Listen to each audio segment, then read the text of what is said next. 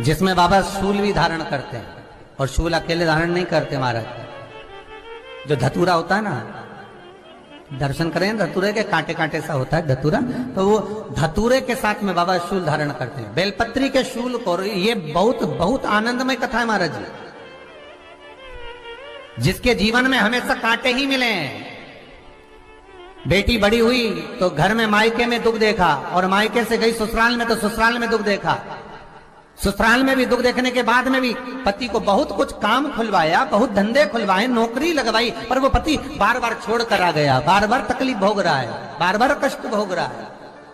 फिर थोड़े दिन काम करता है, थोड़े दिन छूट जाता है, फिर व्यापार में बढ़ता है, फिर छूट जाता है, फिर कोई दुकान खुलवाई, थोड़े दिन अच्छी चली, फिर वापस वहीं घर पर आकर बैठ गया। अर्थात उसके जीवन में वो शूलता चल रही है।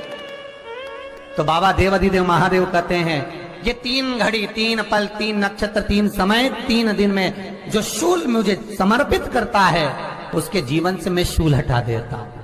वो 3 दिन लिखे स्कंद पुराण।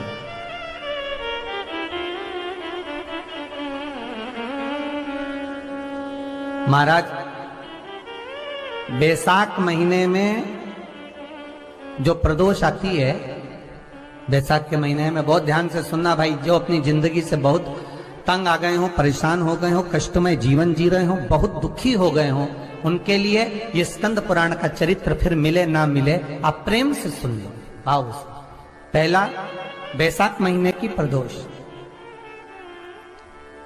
चाहे वो शनिचरी प्रदोष हो, चाहे रविवार की हो, सोमवार की हो, मंगल की हो, बुधवार की हो, गुरुवार की हो, शुक्रवार की हो, शनिवार की हो, कोई भी वार की हो, पर बैसाख महीने की प्रदोष, प्रदोष काल में शाम का समय,